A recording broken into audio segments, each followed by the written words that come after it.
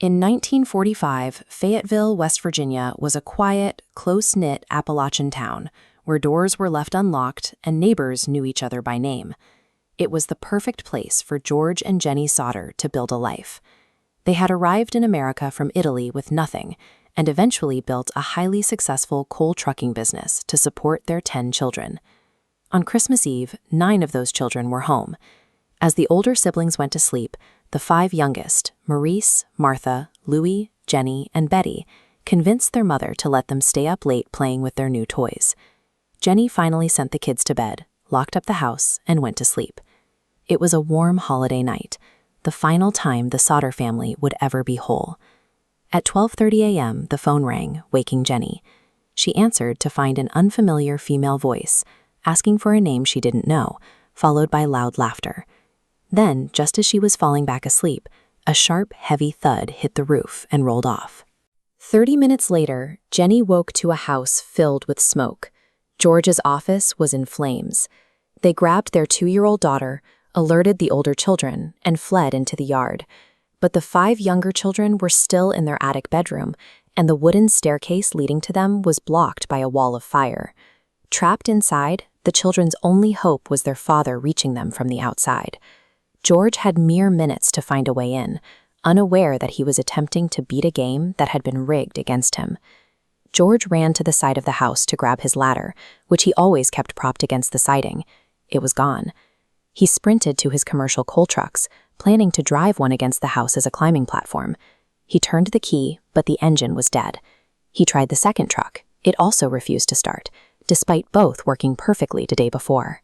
Desperate, he ran to the rain barrel to douse the flames, only to find the water had frozen into a solid block of ice. When his daughter Meridian tried to call the fire department from a neighbor's house, the phone was dead. There was no dial tone. The missing ladder, the stalled trucks, the frozen water, and the dead phone lines all occurred in the same hour. The house had become a cage designed to prevent any rescue. Because of the dead phones, neighbors had to drive into town to alert the fire department. Although the station was only 2 miles away, help didn't arrive for 7 hours. By then, the home was reduced to ash. The fire chief concluded that a faulty wire had sparked a blaze, claiming the fire was so hot it entirely cremated the 5 children, leaving not a single bone fragment behind. Human bone requires a sustained 2,000 degrees for 2 hours to disintegrate. The Sodder house burned for 45 minutes. Household appliances and tin roof fragments were found intact. If metal survives, skeletons survive. Total vaporization in that time frame is a scientific impossibility. When a repairman finally inspected the utility pole, he discovered the phone line hadn't been burned through. Someone had climbed 14 feet in the air and deliberately severed it. Months later, 2-year-old Sylvia found a hard green rubber object in the brush, a pineapple bomb incendiary device. It matched the heavy thud Jennie had heard on the roof just before the fire started. The official ruling of an accidental electrical fire didn't account for the severed lines or the device in the yard. The blaze wasn't the tragedy itself, it was a smokescreen. George Sodder was well known for his fierce criticism of the Italian fascist leader Benito Mussolini. Just months before the fire, a local salesman had threatened him, saying his house would go up in smoke and his children would be destroyed for his political views. The morning after the fire, a witness at a tourist stop 50 miles away claimed she served breakfast to 5 children who matched the descriptions of the missing siblings.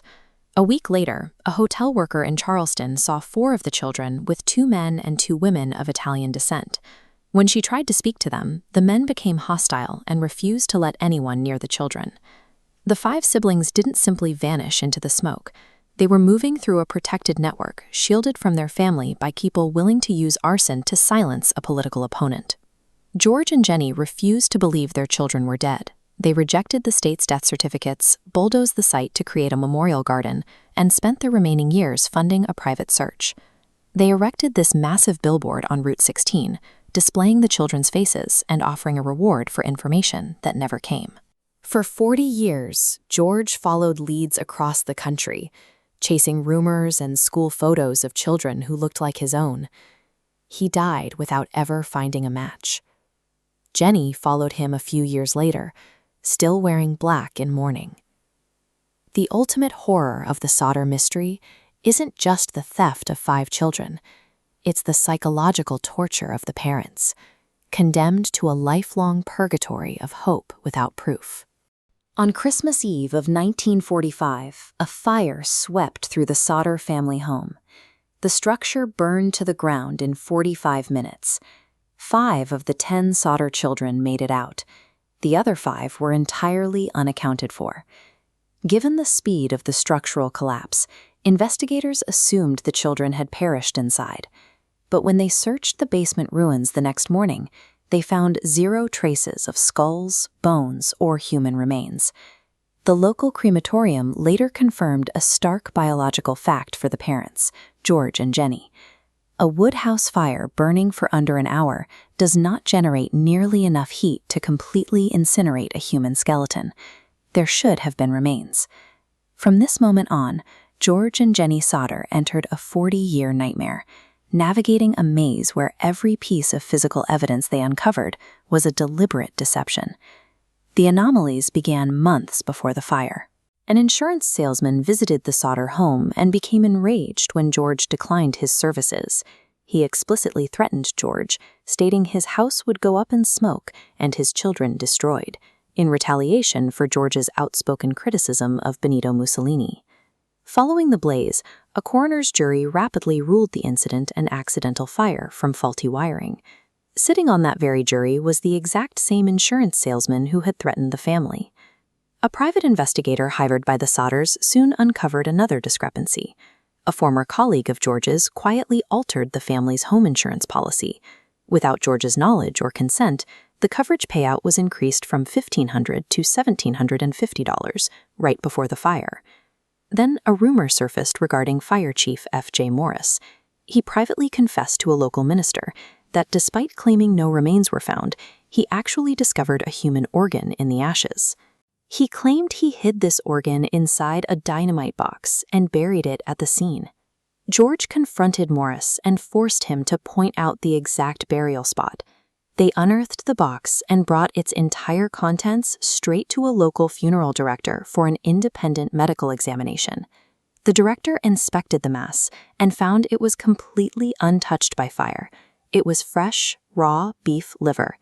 The fire chief intentionally planted animal meat in the rubble, hoping the grieving parents would find it, accept it as their children's remains, and stop asking. The Sodders quickly recognized they were facing a coordinated cover-up. Officials were actively manufacturing false evidence to close the case. Knowing the local authorities were compromised, George appealed to the highest law enforcement agency in America. He wrote a letter to FBI Director J. Edgar Hoover, requesting agents investigate a potential kidnapping. Hoover replied that the FBI lacked jurisdiction for a local fire. He offered federal assistance, but only if the local authorities formally requested it. The Fayetteville police and fire departments flatly refused to grant the FBI permission to intervene. Blocked by the government, the Sodders financed their own excavation in August 1949. They hired a Washington, D.C. pathologist to thoroughly sift through the dirt filling the basement footprint. This independent dig finally produced actual human remains. Hidden in the dirt were 4 lumbar vertebrae. The family sent the bones to the Smithsonian, and this chart visualizes the biological impossibility. The oldest missing Sodder child was 14. However, the Smithsonian confirmed the recovered vertebrae belonged to someone between 16 and 22. The lab report noted these specific bones showed absolutely 0 signs of fire exposure. The family's investigator eventually traced the vertebrae to a cemetery in nearby Mount Hope. Someone had stolen them from a grave and planted them in the Sodders' memorial dirt. Following the Smithsonian report, the West Virginia governor declared the search completely hopeless and closed the case at the state level. Federal government, the institutional system had permanently shut its doors on the Sodder family. By 1967, 22 years had passed. The family was left entirely on their own, chasing dead-end rumors across the country while the official investigation gathered dust. Then, Jennie Sodder found a strange envelope in her mailbox. It bore a postmark from Central City, Kentucky, but listed no return address. Inside was a photograph of a young man.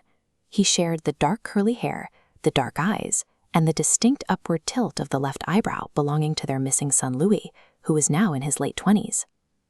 On the reverse side, a cryptic message read, Louis Sodder, I love brother Frankie, ill boys, A90132 or 35. George and Jennie made one final desperate move. They hired another private detective and paid his way to Kentucky to track down whoever sent the photograph. The detective left for Central City, and then he vanished.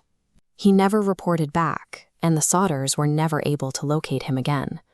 Trapped in a paralyzing limbo of hope and fear, they refused to publicly release the name of the Kentucky town, terrified that doing so might endanger their son. Instead, George and Jennie erected a massive billboard along Route 16.